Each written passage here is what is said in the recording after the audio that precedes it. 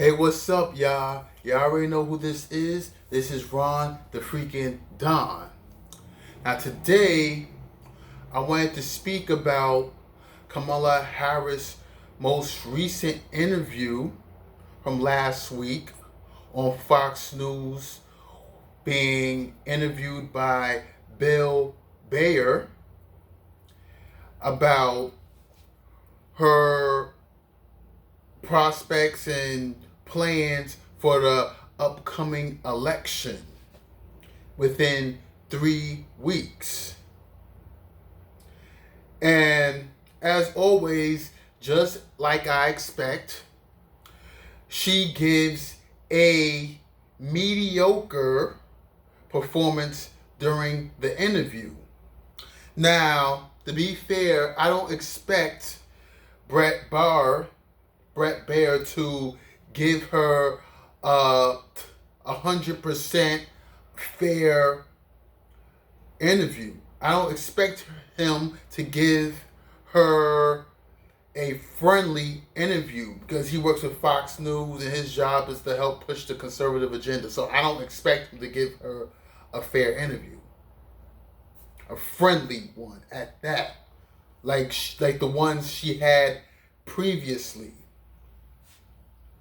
However, during this interview, she has failed to really deliver the punch on her economic plan, coming up trying to formulate a sound economic plan for the American people. Now, however, she did give a decent policy proposal that's targeted to black men. A proposal that entails $1 million worth of forgivable business loans for the black community and black businesses, which probably adds up to $1 billion worth being allocated to black communities and black investment for the black community. Forgivable loans, by the way. That does sound good. I ain't gonna lie to y'all. It sounds good.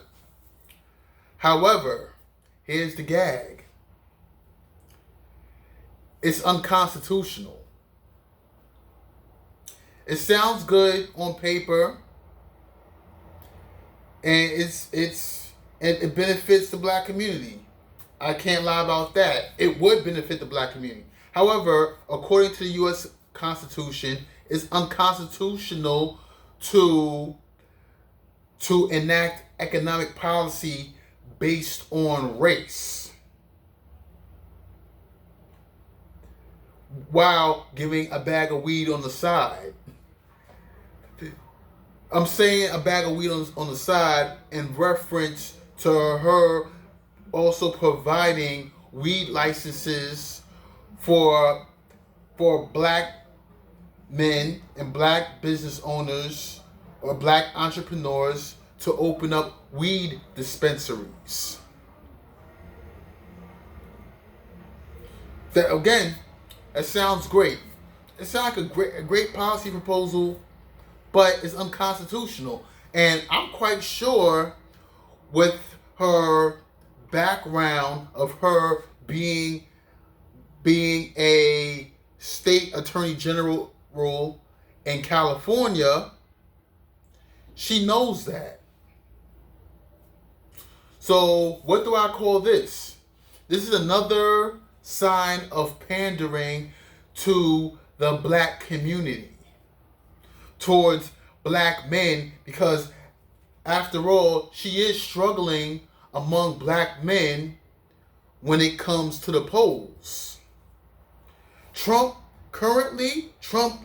Not only does Trump lead her in the polls when it comes to black men, but he also leads her in the polls when it comes to the swing states. In 8 swing states, Trump has taken the lead in the polls. And on top of that, which means that Kamala's support in the polls has tanked. Now, why is her support in the polls tanking? Because not only did she fail to reach out to black men, failure to appeal to black men. That's the reason for her lack of support among black men, because of her failure to appeal to black men. And Tim Walz definitely don't help as much as I thought he would.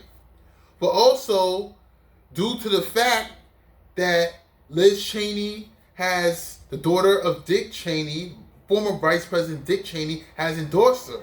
Now, that's the reason why she has tanked in the national polls in the key swing states. And within recent interviews and media appearances, she has bragged about Liz Cheney giving her an endorsement. I'm sitting here thinking to myself, you think that's something to brag about?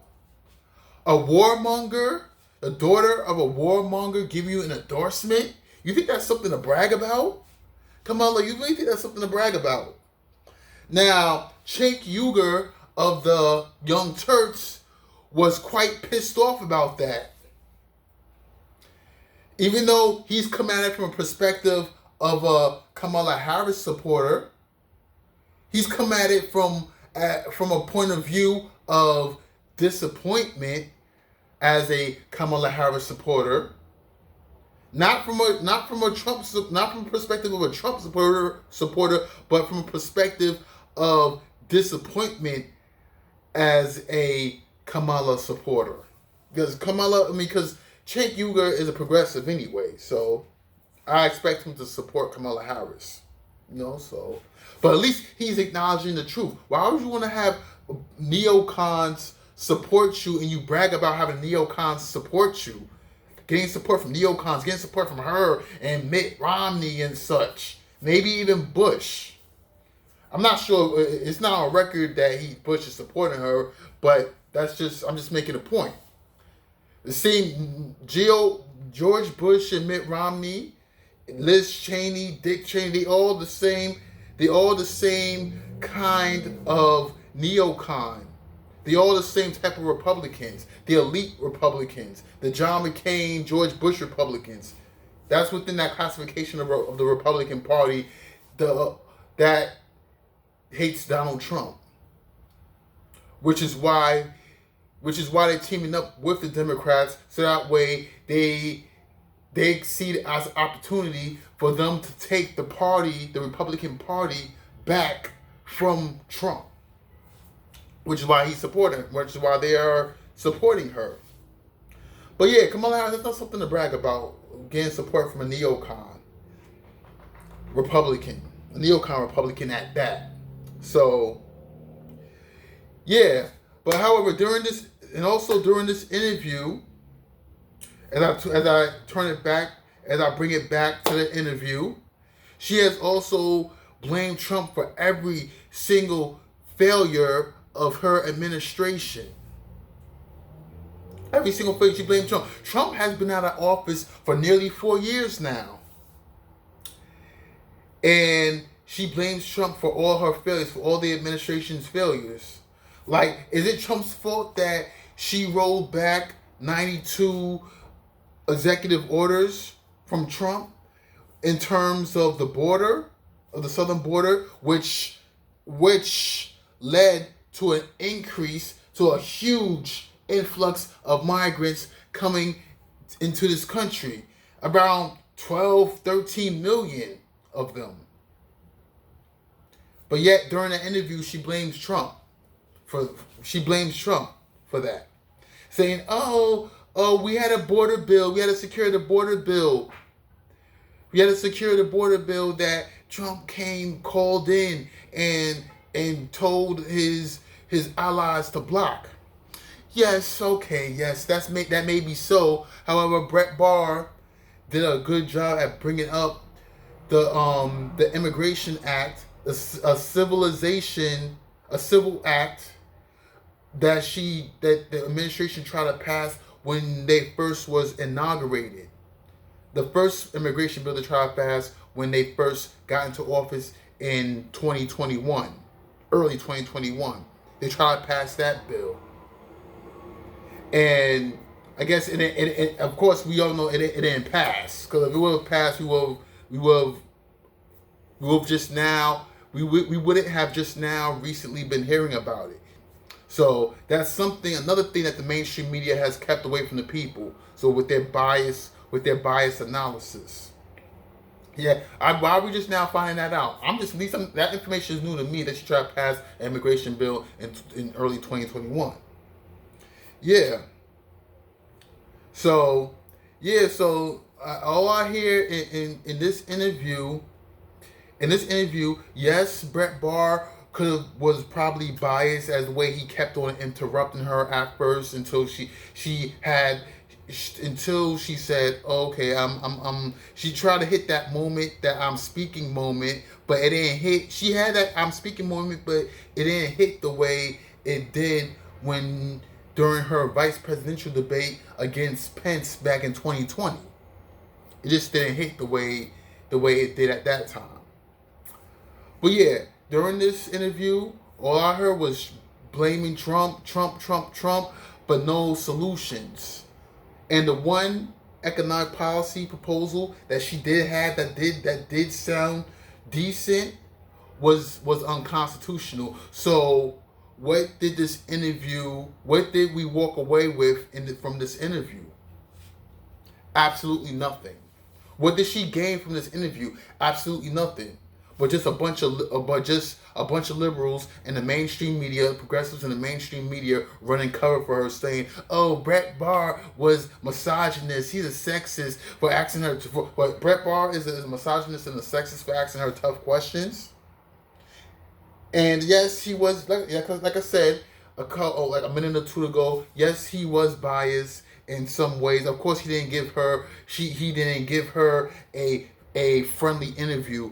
But you expect to get a friendly interview all the time? Like when does Trump ever get a friendly interview when he goes on CNN or when he goes in these mainstream liberal media outlets? When does Trump ever get a friendly interview? So you can't expect that when you walk into enemy's territory. So, but however, no matter where you at, whether you walk in enemy's territory or not, you still have to deliver. And she failed to do that. The one economic policy proposal she did that did actually sound good is unconstitutional. So that means we walk away with nothing.